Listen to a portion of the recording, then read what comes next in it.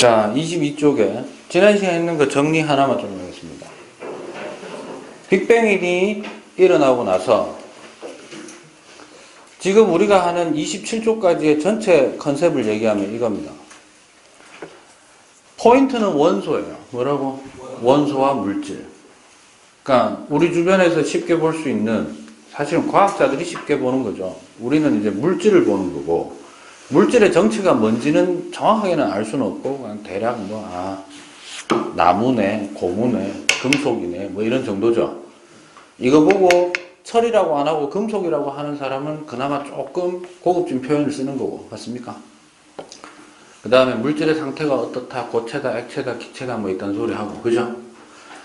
뭐, 우리는 일상적으로 그렇게 얘기하는데, 그러한 것들이 도대체 어디서부터 시작됐으며, 그리고 어떤 과정을 통해서 만들어져 왔는가에 대한 내용을 우주 역사 속에서 이제 얘기하고자 하는 겁니다. 27쪽까지.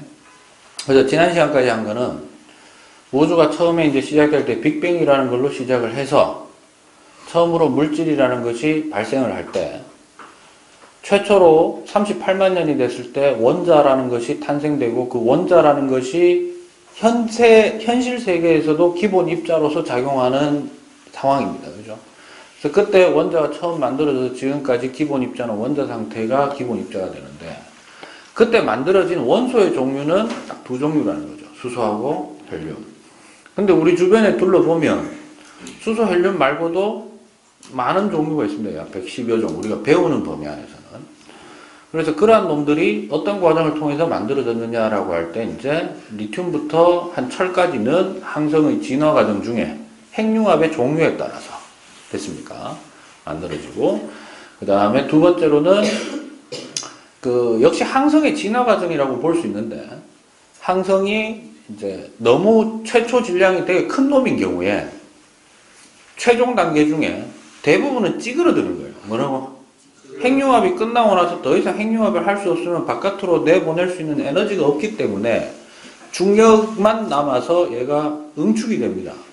정확하게 표현하자면 축퇴라는 말을 써요. 됐니? 그래서 핵융합은 원자와 원자가 만나가지고 더 큰 원자가 되는 거지만 축퇴에 의해서 붕괴가 일어나면은 찌그러들면서 얘가 부서지는 거예요.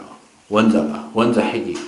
그럼 실제로 이제 되게 원자 번호가 큰 원소였는데 축퇴가 일어나면은 원자 번호가 좀 핵 분열은 아닙니다. 더 작은 양으로 부서져서 우주에 흩뿌려지는 상태다. 이렇게 보시면 되겠습니다. 됐습니까? 다시 이런 거죠. 수소를 재료로 해서 항성을 만들었는데, 그래서 좀 더 큰 원소를 만들었는데, 찌그러들면서 다시 수소로 돌아간다. 이렇게 보시면 된다는 거예요. 됐니? 그렇기 때문에 우주 전체에서 존재하는 수소와 헬륨의 비율은 어떻게 된다? 계속 유지된다는 거예요. 순환되면서. 이해하시겠습니까? 그래서 오늘은 정리하려고 하는 게 이제 이거죠. 그러면 도대체 항성의 진화 과정 중에 어떤 식으로 이루어지느냐라는 건데, 첫 번째로는 항성 진화 단계입니다. 되게 다양하다고 했어요. 근데 대부분 이거는 여러 가지 경로 중에 한 가지가 결정되는 것은 최초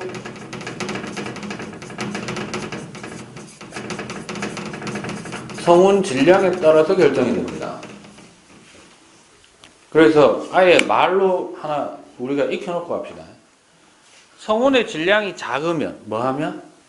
작으면 수축을 몇 번을 해도 1000만도가 못 넘는 놈도 있을 수 있어요. 그러니까 성운이 있다고 해서 반드시 별이 생긴다라고는 할 수 없어요. 또 핵융합이 바로 시작한다는 보장도 없고. 근데 반대로 수소의 질량이 어마어마하게 많이, 성운 자체가 되게 커. 그럼 걔는 어떤 경우일 수도 있냐면 한번 수축했을 때 어떻게 될 수도 있다. 1000만도 넣어보면은 핵융합이 시작될 수 있다는 거죠.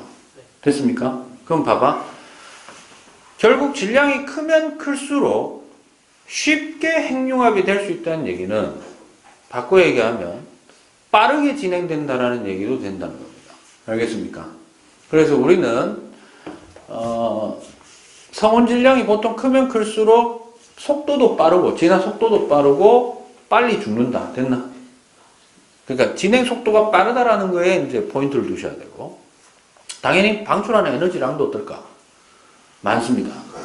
그 다음에 상대적으로 항성이긴 하지만 질량이 작은 놈인 경우에는 항성이 되기까지의 과정도 어떻다? 대단히 길고 느렸다. 그런 대신에 그 항성으로서의 수명도 어떻다? 소모하는 속도가 느리니까 가지고 있는 게 얼마 없어도 대단히 오랫동안 지속될 수 있다. 됐습니까?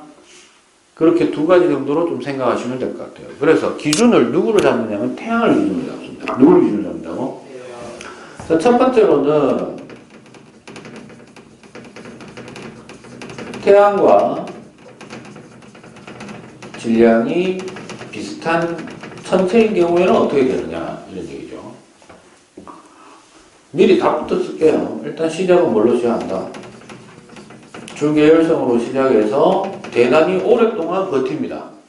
태양 같은 경우에는 주계열성으로만 100억 년을 버티게 되어 있습니다. 근데 지금 현 시점은 한 47억 년 정도 지났고 46억 년 정도 지났고 앞으로 약 한 50억 년 정도 남은 거예요. 됐니? 그러면 언젠가는 수소를 어떻게 하겠다? 다 소모하겠죠. 그러면 가지고 있던 수소를 지금 현재 전체 질량에서 가지고 있는 수소를 전부 헬륨으로 바꾸게 되면 부피는 어떻게 될까요? 입자가 4개짜리가 1개로 변한 거잖아. 맞아? 그러니까 뭐 약간 뭐 크기 그게 있을 수는 있겠습니다. 좀 줄어들겠죠. 그런데 헬륨으로 다 바꿔놓고 난 다음에 질량이 얼마 안 되니까 1000만도에도 겨우 올라간 스타일이거든. 태양은. 그럼 1억이나 2억 K에는 근처에도 못 간다는 얘기예요. 만약에 걔가 갈 수 있었으면 주계열 끝나기 전에 이미 헬륨 핵융합이 시작이 돼야 됩니다. 알겠습니까? 그래서 얘는 끝날 때까지 못 가는데 다만 끝나고 나면 주계열 동안 내뿜고 있던 에너지가 약간 남아있는 상태에서 열기가 남아있는 상태에서 밖으로 나오는 에너지가 압력은 없어요. 그죠? 그러니까 어떻게 된다? 중력이 한 위치 에너지만 남게 되니까 얘가 어떻게 되겠다? 찌그러집니다. 됐어요? 그래서 주계열이 종료되고 나면은 뭘 하게 되는데? 수축을 하게 되는데 수축을 하게 될 때 입자 간의 간격이 어떻게 된다? 좁아지고 역시 에너지가 이제 그 충돌에 의한 그죠? 에너지가 높아지게 되기 때문에 잠깐 한 텀 쉬었다가 바로 주계열에서 거성으로 가는 게 아니라 한 텀 쉬었다가 거성 단계로 진입을 하는 거예요. 됐나? 그러면 헬륨 핵융합이 일어날 수 있는 온도의 근원은 어디다? 기존에 남아있던 주계열일 때 방출하던 에너지량과 그리고 뭐 수축하면서 만들어진 에너지 됐어요? 그 두 가지를 통해서 1억에서 2억 K를 넣으면서 거성이 되고 겨우 거성에 간 놈이니까 거성이 끝나고 나서 초거성이 될 수는 없을 거라는 거죠. 이제 끝납니다. 중요한 건 이거 하나 좀 기억하셔야 돼요. 주계열성일 때는 요만하던 놈이 거성이 되면 보통 이 교실을 덮을 정도의 규모가 됩니다. 됐니? 중요한 건 이겁니다. 크기는 그렇게 될 수 있는데 질량이 늘어나는 건 아니잖아. 그러면 요만한 공간을 차지할 수 있는 질량이 엄청나게 커지게 되면 커졌을 때 그 속 공간은 거의 비어있는 경우가 많다는 거예요. 그러니까 뭐 단적으로 예를 들자면 이런 얘기겠죠. 거성이 되고 나면 중심에 일부 헬륨 물질만 가득 있고 잔존되는 물질이 거의 비어있는 상태로 밀도가 아주 희박한 상태로 주변에 이렇게 퍼져 있는 상태가 된다는 겁니다. 됐습니까? 됐어? 그러면 이 거성 상태에서 얘가 에너지 압력이 없어져 버리면 뭐 해버리면? 없어져 버리면 잘 들어 얘한테 겨우겨우 가해지고 있던 중력이 있기는 있지만 거리가 너무 먼 거예요. 됐니? 그래서 얘네들은 그냥 물질 그대로 여기에 퍽썩 그냥 바스라지듯이 그냥 주변에 남아버려요. 잔해가 남고 얘는 더 어떻게 된다? 수축을 해서 작아지게 됩니다. 됐니? 그래서 주변에 생기는 물질을 뭐라고 하느냐면 뭐라고 한다? 행성상 성운이라는 게 만들어져요. 성운이 되었다라는 건 다시 우주의 기본 물질로 돌아갔다는 얘기입니다. 됐니? 그리고 중심부에는 뭐가 만들어질까? 수축만 일어나면서 헬륨이 붕괴되기 시작해요. 그래서 그게 뭐냐 하면 백색 외생 형태로 계속 찌그러들다가 생을 마감하게 된다. 이렇게 되는 겁니다. 됐습니까? 됐어요? 그런데 그에 비해서 태양보다 질량이 아주 큰 경우입니다. 됐니? 최소한 10배 이상. 됐어요? 10배에서 한 25배까지 정도 되는 놈들은 시작은 뭘로 시작하는데? 주계열로 시작해서 그냥 바로 거의 초고성으로 빨리 진입을 해버리게 됩니다. 됐습니까? 원래 크기 변화가 있는데 크기 변화를 고려하지 말고 잘 들어. 이렇게 되는 거죠. 시간 순서로 하려면 최초의 어떤 주계열성이 만들어져서 뭐가 만들어졌다고? 그럼 얘는 전체가 뭐다? 전체가 수소예요. 됐니? 근데 전체 수소가 질량이 크다 보니까 곳곳에서 헬륨을 만들어냅니다. 됐니? 그러면 가운데 누가 쏠리게 된다? 헬륨이 쏠리는 거야. 됐니? 그러는 동안 온도가 어떻게 된다? 1억 K를 넘어버리는 거야. 됐나? 1억에서 2억 K를. 그러면 헬륨 핵반응이 일어나죠? 맞죠? 수소 핵융합도 일어난다, 안 일어난다? 일어나는 거예요. 그럼 헬륨 핵반응이 일어나면 누가 만들어지지? 이번에는 탄소가 가운데로 쏠리는 거예요. 그럼 누가 바깥으로 밀려나고? 헬륨이 바깥으로 밀려나고. 됐어요? 그러면 탄소가 만들어지고 질소도 만들어지고 산소도 만들어지는데 수소 핵융합과 헬륨 핵융합이 같이 일어나니까 이번에는 CNO 반응도 일어날 수 있도록 조건이 되면은 CNO도 여기서 뭘 하게 될까? 반응을 하겠죠. 그래서 더 무거운 물질인 최종적으로 누구까지 만들고 철, 그 바깥에는 규소가 몰리고요. 됐니? 그러는 동안 규소도 핵융합하고요. 그 바깥쪽에는 누구? CNO가 핵융합을 하고 바깥쪽에는 헬륨이 핵융합하고 바깥쪽에는 또 최바깥쪽에는 수소도 핵융합을 하고. 됐어요? 그러니까 이렇게 되는 거예요. 저거 자체로 보면 지금 크기는 일정한데 내부 구조가 변화가 되는 거잖아. 근데 그게 아니고 주계열이었다가 애초에 얘도 되게 큰 거예요. 얼마 안 있어가지고 헬륨 핵 반응을 같이 해보니까 이렇게 커지면서 안에 이제 헬륨 핵이 다시 이렇게 구조가 만들어지는 겁니다. 이해하시겠습니까? 됐어요? 됐어? 그래서 이게 대단히 빠르게 진행이 되고 그 중에는 너무 빠르게 진행이 된다라는 것은 어떻게 된다는 얘기하고 같아? 급속도로 팽창한다라는 말과 같죠? 맞아? 그래서 그 중에는 어떤 놈도 있다. 뭐 해버리는 놈도 있다. 초인성 폭발을 해버리는 놈도 있어요. 됐니? 그러면 이거를 이제 우리가 원소와 연결을 시키면 뭐와 연결을 시키면 일단 주계열성이 만들어졌다라는 것은 뭐까지 만들어낼 수 있다는 얘기다. 헬륨도 만들어내지만 최소한 붕소 정도까지는 만든다는 얘기예요.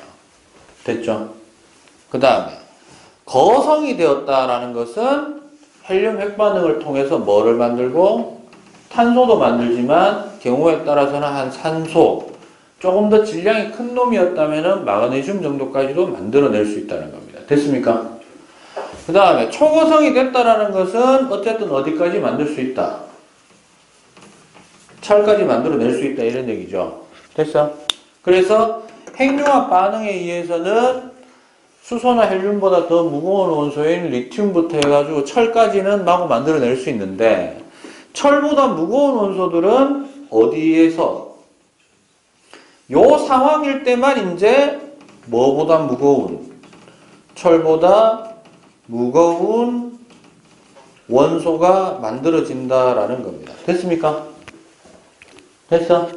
오케이. 그러면 우리가 교과서를 좀 한번 볼게요. 22쪽 잠깐 한번 보겠습니다.